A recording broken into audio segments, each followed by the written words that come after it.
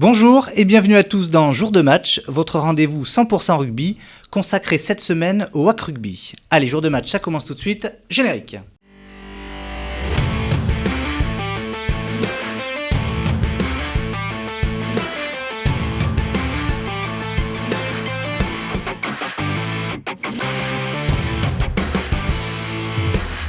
Alors à mes côtés, on retrouve Gabriel Dubernay. Bonjour Gabriel. Bonjour Guillaume.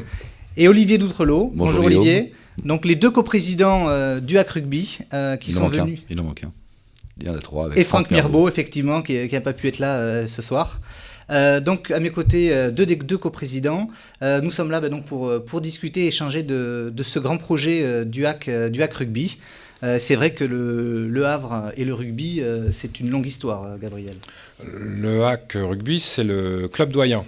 C'est le premier club de France, créé en 1872 par des Anglais venus d'Oxford et Cambridge, travailler sur le port du Havre, et qui ont amené avec eux dans leurs valises le foot et le rugby, puisqu'à l'époque, c'était un jeu combiné entre les deux sports.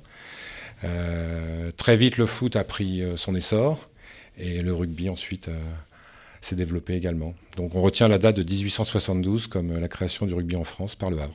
Allez, revenons tout de suite au présent, Olivier, et parlons de ce projet, ce nouveau projet WAC Rugby que vous portez donc tous les deux, et également avec Monsieur Mirbeau. Un projet très ambitieux. Alors, est-ce qu'on peut en savoir un petit peu plus ? C'est un projet qui, avant tout, est un projet appartenant à la Normandie. Je reprends beaucoup les discours qu'on a pu avoir avec Jean-Louis Louvel, où, bien évidemment, monter le club du WAC est une priorité, mais avec monter le club de Rouen. Et je dirais que cette locomotive qui s'appelle aujourd'hui le RNR permet effectivement à ces deux clubs et aussi les autres de pouvoir complètement évoluer. Je ne dirais pas assez que la Normandie est un petit peu le parent pauvre à la base du rugby, alors que c'est là où a démarré le rugby. Oui. Et on est en train, effectivement, sur les 2-3 ans, d'avoir des objectifs pour que nos clubs, et que tous nos clubs prennent de l'ampleur pour être à leur réel niveau. Oui, alors on voit que les liens qui unissent justement le RNR et le WAC Rugby, c'est des liens forts, c'est des liens qui se développent. Concrètement, ça se développe de quelle manière ? Alors ça se développe de plusieurs manières.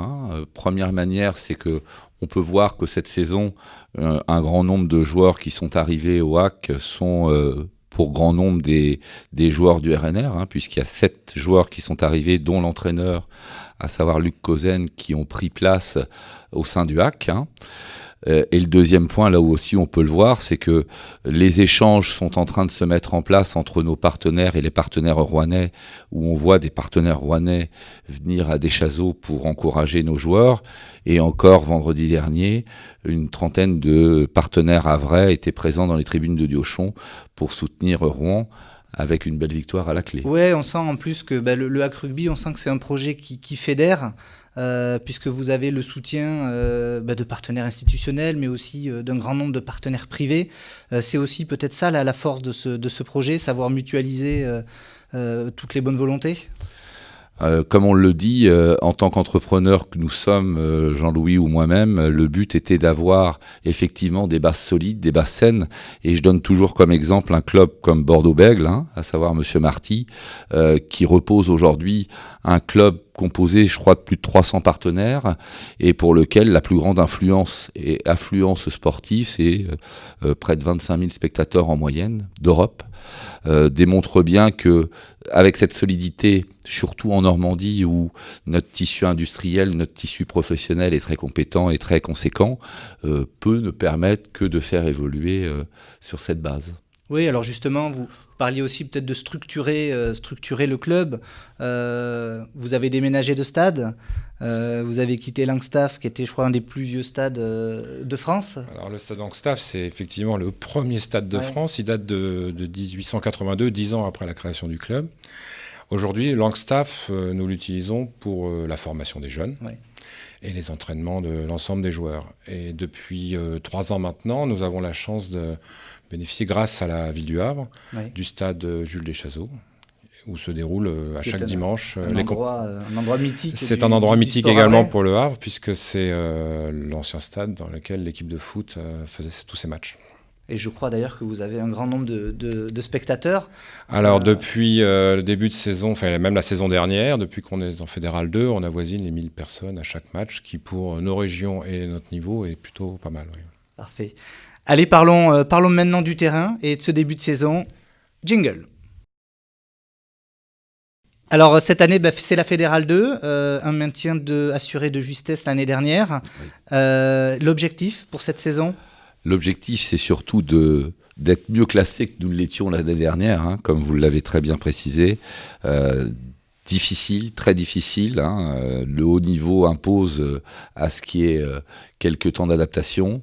Maintenant, cette deuxième saison sera de se maintenir en milieu de tableau et pourquoi pas, je dirais, être une bonne surprise. Mais restons humbles et prenons les matchs les uns derrière les autres. Oui, parce que le recrutement a quand même été qualitatif cette année.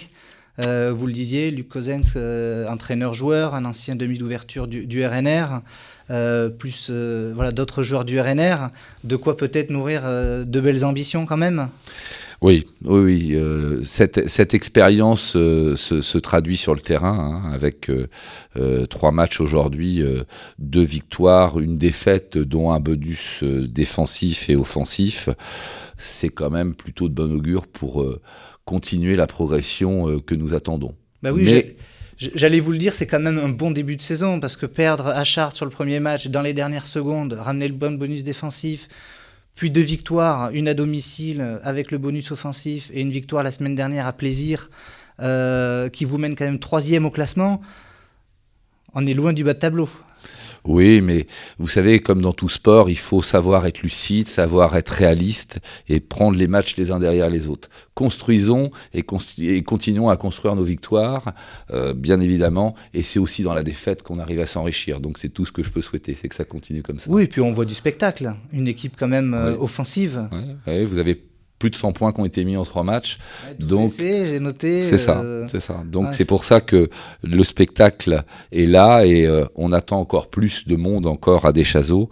D'ailleurs, la mairie nous a gentiment l'année dernière proposé et offert d'ouvrir à peu près 1000 places de plus qui permettront, je dirais, à plus de spectateurs encore d'être présents.